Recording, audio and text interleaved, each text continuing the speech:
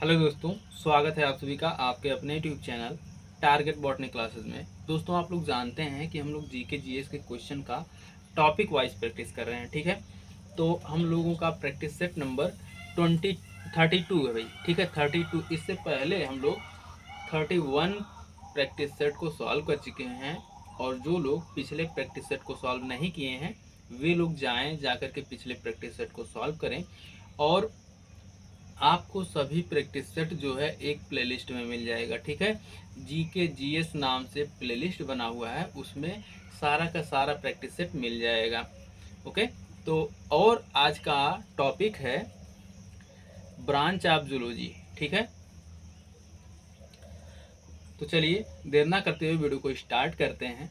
देखिए, ऊपर लिखा गया है प्रैक्टिस करो और जीके जीएस में ज्ञान बढ़ाओ। बिल्कुल सही बात है भाई, जितना प्रैक्टिस करोगे आप लोग उतना ही आपका जीके जीएस में ज्ञान नॉलेज बढ़ेगा।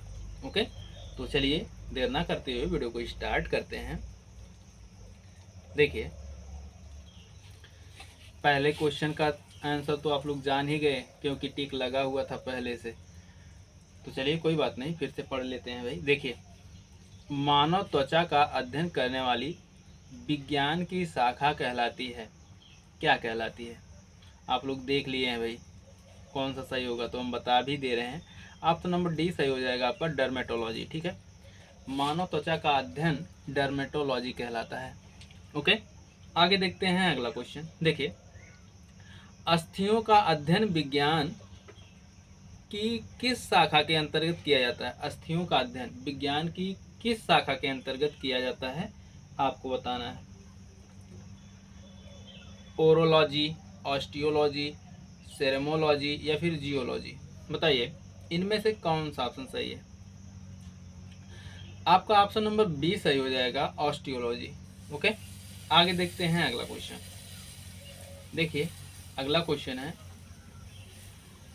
जीवों के संक्रमण के विरुद्ध प्रतिरोध का अध्ययन किया जाता है। हीमोलॉजी, इम्यूनोलॉजी या फिर क्रिप्टोलॉजी या फिर पैथोलॉजी? बताइए, इनमें से कौन सा ऑप्शन सही है? क्वेश्चन नंबर 3, जीवों के संक्रमण के विरुद्ध प्रतिरोध का अध्ययन किया जाता है, किसके अंतर्गत किया जाता है भाई?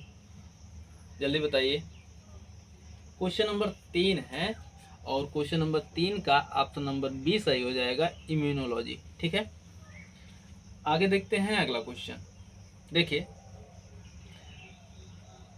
पैलियोंटोलॉजी। ठीक है, पैलियोंटोलॉजी के अंतर्गत किसका अध्ययन किया जाता है? मस्तिष्क का, पादप का, प्राइमेट्स का या फिर जीवाश्म का? बताइए, क्वेश्चन नंबर 4 है, और कौन सा ऑप्शन सही होगा आपको बताना है। पैलियोंटोलॉजी, ऑप्शन नंबर डी सही हो जाएगा आपका, जीवाश्म विज्ञान। ठीक है, आगे देखते हैं अगला क्वेश्चन। देखिए, अगला क्वेश्चन है, कीड़ों के अध्ययन को कहते हैं, कीड़ों के अध्ययन को क्या कहते हैं भाई? एंथ्रोपोलॉजी या फिर एंटेमोलॉजी या फिर ओंटोलॉजी या फिर इक्थियोलॉजी? बताइए, क्वेश्चन नंबर 5 का कौन सा ऑप्शन सही होगा आपको बताना है।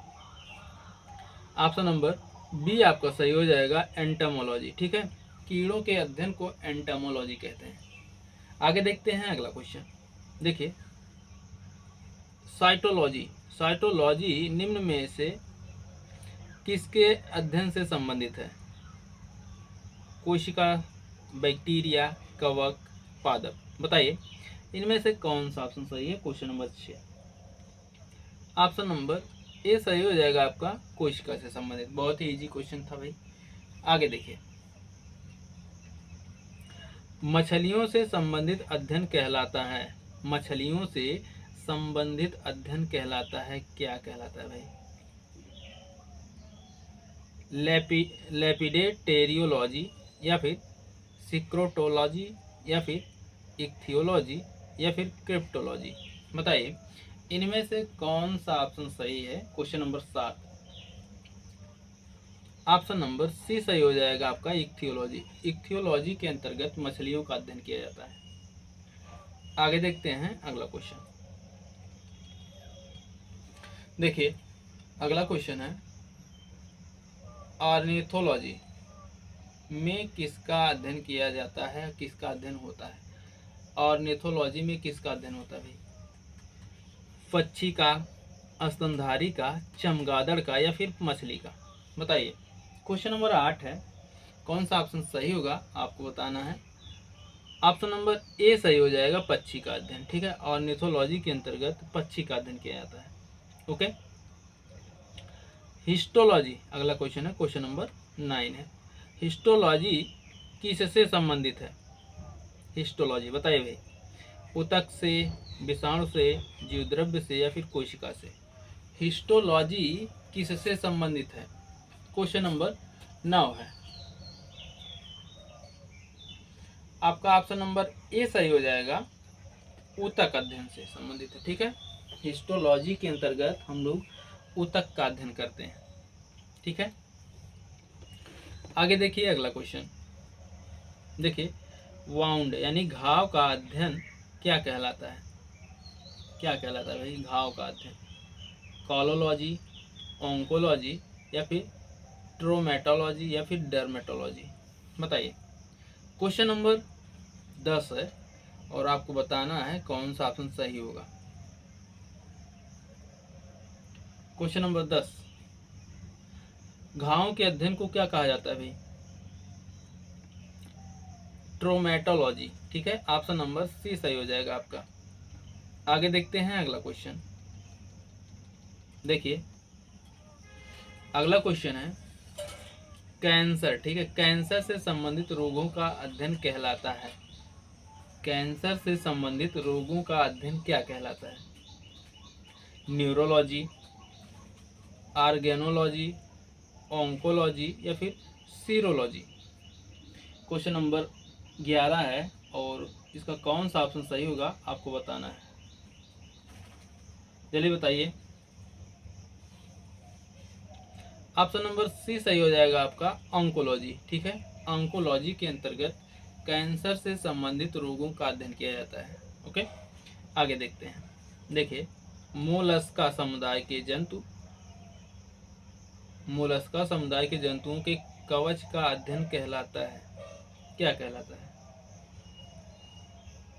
इकोलॉजी, कांकोलॉजी, पोरोलॉजी या फिर मैलेकोलॉजी? Question number 12। क्वेश्चन नंबर 12 का कौन सा ऑप्शन सही होगा आपको बताना है। ऑप्शन नंबर बी सही है, कांकोलॉजी। ठीक है, मोलस्का समुदाय के जंतुओं के कवच का अध्ययन कांकोलॉजी कहलाता है। आगे देखते हैं अगला क्वेश्चन। देखिए वंशागत के नियमों के अध्ययन को कहते हैं, क्या कहते हैं भाई? वर्गीकरण विज्ञान, कोशिका विज्ञान या फिर आनुवांशिकी या फिर पारिस्थितिकी? बताइए। क्वेश्चन नंबर 13 और कौन सा ऑप्शन सही होगा आपको बताना है। ऑप्शन नंबर सी सही हो जाएगा आपका, आनुवांशिकी। ठीक है, वंशागत के नियमों का अध्ययन आनुवांशिकी कहलाता है। ओके, आगे देखते हैं। देखिए मनुष्य के वातावरण को सुधारने से नस्ल सुधारना कहलाता है। मनुष्य के वातावरण को सुधारने से नस्ल सुधारना कहलाता है, क्या कहलाता है भाई? यूजेनिक्स, यूथेनिक्स, जीवाश्म विज्ञान या फिर उद्विकास? बताइए। क्वेश्चन नंबर 14 है, कौन सा ऑप्शन सही है? ऑप्शन नंबर बी सही हो जाएगा आपका, यूथेनिक्स। ठीक है, मनुष्य के वातावरण को सुधारने से नस्ल सुधारना यूथेनिक्स कहलाता है। ठीक है, आगे देखते हैं अगला क्वेश्चन। देखिए नलिका विहीन ग्रंथियों का अध्ययन करने वाली भी, नलिका विहीन ग्रंथियों का अध्ययन करने वाली जंतु विज्ञान की शाखा को कहते हैं, क्या कहते हैं? एम्ब्रियोलॉजी, एंडोक्राइनोलॉजी, इकोलॉजी या फिर यूथेनिक्स? बताइए। क्वेश्चन नंबर 15 है और कौन सा ऑप्शन सही है आपको बताना है। ऑप्शन नंबर बी सही हो जाएगा, एंडोक्राइनोलॉजी। ठीक है, नलिका विहीन ग्रंथियों का अध्ययन करने वाली जंतु विज्ञान की शाखा को एंडोक्राइनोलॉजी कहलाता है। ठीक, या फिर एंडोक्राइनोलॉजी कहते हैं। ठीक है, आगे देखते हैं। देखिए अगला क्वेश्चन है, उस विज्ञान को जो अनुवांशिकता के नियमों द्वारा मानव जाति की उन्नति का अध्ययन करता है कहते हैं, क्या कहते हैं भाई? एम्ब्रियोलॉजी, एंडोक्राइनोलॉजी, यूजेनिक्स या फिर यूथेनिक्स? बताइए। क्वेश्चन नंबर 16 है, कौन सा ऑप्शन सही होगा आपको बताना है। ऑप्शन नंबर सी सही हो जाएगा आपका, यूजेनिक्स। ठीक है, उस विज्ञान को जो अनुवांशिकता के नियमों द्वारा मानव जाति की उन्नति का अध्ययन करता है यूजेनिक्स कहलाता है। ओके, आगे देखते हैं अगला क्वेश्चन। देखिए अगला क्वेश्चन है, कीटों का मनुष्यों, पर्यावरण और अन्य जीवों के साथ संबंधों का अध्ययन निम्न में से क्या कहलाता है? माइकोलॉजी, एंटोमोलॉजी, एथोलॉजी या फिर ऑर्निथोलॉजी? बताइए। क्वेश्चन नंबर 17, कौन सा ऑप्शन सही होगा आपको बताना है।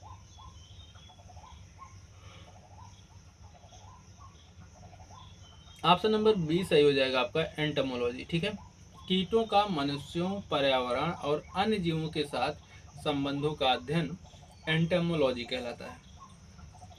आगे देखते हैं अगला क्वेश्चन। देखिए, मछलियों तथा उनसे संबंधित उद्योगों का अध्ययन कहलाता है। मछलियों तथा उनसे संबंधित उद्योगों का अध्ययन कहलाता है, क्या कहलाता है? हेलमिन्थोलॉजी, प्रोटोजुआलॉजी या फिर इक्थियोलॉजी या फिर मैमोलॉजी? बताइए। क्वेश्चन नंबर 18 है, कौन सा ऑप्शन सही होगा? बताइए भाई, कौन सा ऑप्शन सही होगा? ऑप्शन नंबर सी सही हो जाएगा आपका, इक्थियोलॉजी। ठीक है, मछलियों तथा उनसे संबंधित उद्योगों का अध्ययन इक्थियोलॉजी कहलाता है, याद रखिएगा। आगे देखते हैं अगला क्वेश्चन। देखिए, जंतु विज्ञान की वह शाखा जिसके अंतर्गत जंतु की बाह्य आकृति एवं बाह्य संरचना का अध्ययन किया जाता है कहलाती है, क्या कहलाती है भाई? फिजियोलॉजी, एम्ब्रियोलॉजी, मॉर्फोलॉजी या फिर इक्थियोलॉजी? क्वेश्चन नंबर 19 है, कौन सा ऑप्शन सही है आपको बताना है। क्वेश्चन नंबर 19 का ऑप्शन नंबर सी सही हो जाएगा, मॉर्फोलॉजी। ठीक है,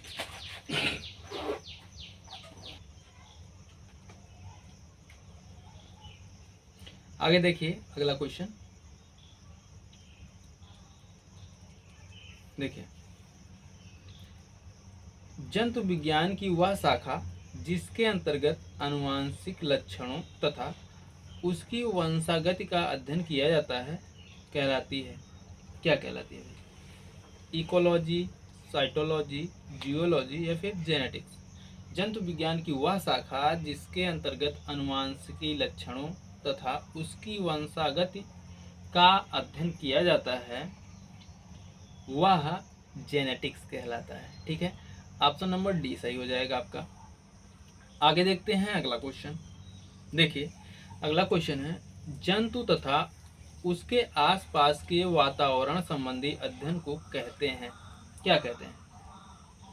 पारिस्थितिकी, परजीवी विज्ञान, जंतु भूगोल, अनुवांशिकी या फिर मांसपेशियों, सॉरी ये तो क्या ही बताएं, ध्यान किधर है भाई? बताइए कौन सा ऑप्शन सही होगा। क्वेश्चन नंबर 21, जल्दी बताइए भाई। ऑप्शन नंबर ए ही सही हो जाएगा आपका, पारिस्थितिकी। ठीक है, जंतु तथा उसके आसपास के वातावरण संबंधी अध्ययन को पारिस्थितिकी कहते हैं। ठीक है, आगे देखते हैं। मांसपेशियों का अध्ययन करते हैं। मांसपेशियों का अध्ययन किसके अंतर्गत करते हैं भाई? माइकोलॉजी में, मायोलॉजी में, मैस्टोलॉजी में या फिर नेफ्रोलॉजी में? बताइए। क्वेश्चन नंबर 22 है, कौन सा ऑप्शन सही आपको बताना है। ऑप्शन नंबर बी सही हो जाएगा आपका मायोलॉजी। ठीक है, मायोलॉजी के अंतर्गत मांसपेशियों का अध्ययन किया जाता है। ओके, आगे देखते हैं अगला क्वेश्चन। देखिए, जनसंख्या का अध्ययन कहलाता है जीवाश्म विज्ञान, कार्टोग्राफी, जियोलॉजी या फिर डेमोग्राफी। बताइए, क्वेश्चन नंबर 23 है और कौन सा ऑप्शन सही है आपको बताना है। ऑप्शन नंबर डी सही हो जाएगा आपका डेमोग्राफी। ठीक है, जनसंख्या का अध्ययन, ठीक है, जनसंख्या का अध्ययन डेमोग्राफी कहलाता है। ओके, आगे देखते हैं। देखिए, मधुमक्खियों का पालन कहलाता है एपीकल्चर, सेरीकल्चर, हॉर्टिकल्चर या फिर पीसीकल्चर। कौन सा ऑप्शन सही है भाई? चलिए, हो गया। मधुमक्खियों का पालन कहलाता है, क्या कहलाता है भाई?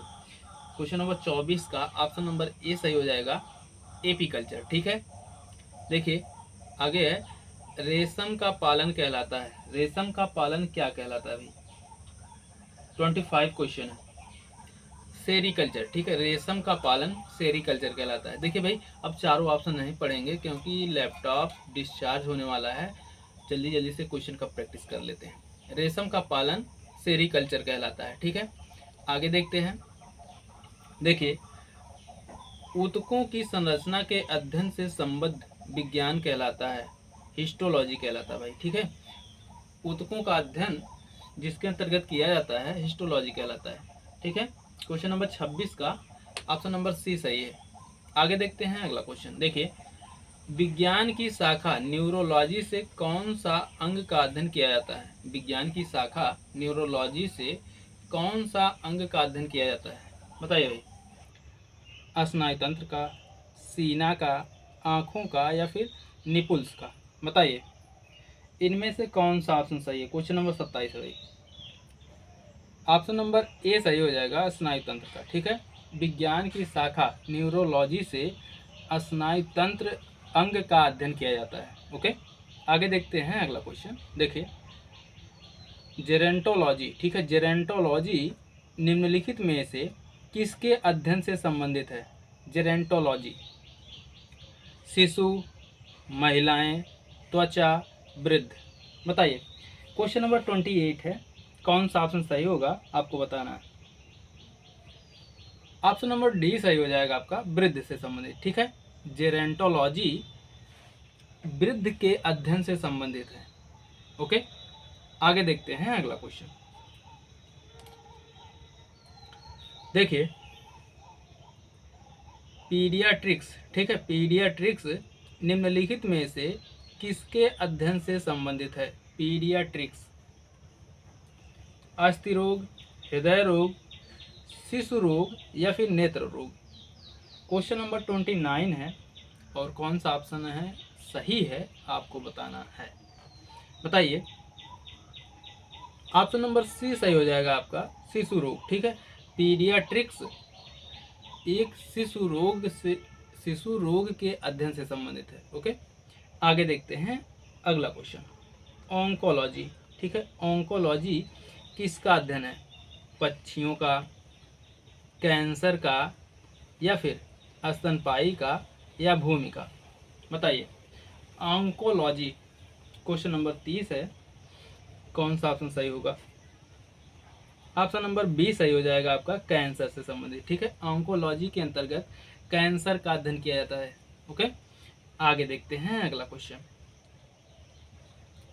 देखिए, अगला क्वेश्चन है, जेनेटिक्स में किसका अध्ययन किया जाता है? जेनेटिक्स में किसका अध्ययन किया जाता है? आनुवांशिकता एवं गुणसूत्र का या फिर मांसपेशियों का अध्ययन किया जाता है या फिर निद्रा का अध्ययन किया जाता है या कोशिका का अध्ययन किया जाता है? बताइए, इनमें से कौन सा ऑप्शन सही है? Question number 31, option number A सही हो जाएगा आपका आनुवांशिकता एवं गुणसूत्र का अध्ययन किया जाता है। ठीक है, जेनेटिक्स के अंदर या फिर जेनेटिक्स के अंतर्गत आनुवांशिकता एवं गुणसूत्र का अध्ययन किया जाता है। ओके, आगे देखते हैं। देखिए, अगला क्वेश्चन है 32, आनुवांशिकी किससे संबंधित है? आनुवांशिकता से, रक्तचाप से, पाचन तंत्र से या फिर श्वसन तंत्र से? आप लोग जानते हैं बहुत ही आसान क्वेश्चन है, हमें उम्मीद है आप लोग आंसर बता देंगे। ठीक है, ऑप्शन नंबर ए ही सही है, आनुवांशिकता। ठीक है, आनुवांशिकी आनुवांशिकता से संबंधित है। आगे देखते हैं अगला क्वेश्चन। देखिए अगला क्वेश्चन है, रक्त में एंटीबॉडी एवं एंटीजन के अध्ययन को क्या कहते हैं? रक्त में एंटीजन और एंटीबॉडी के अध्ययन को क्या कहते हैं? हिस्टोलॉजी, गायनिकोलॉजी, सेरोलॉजी या फिर बायोलॉजी?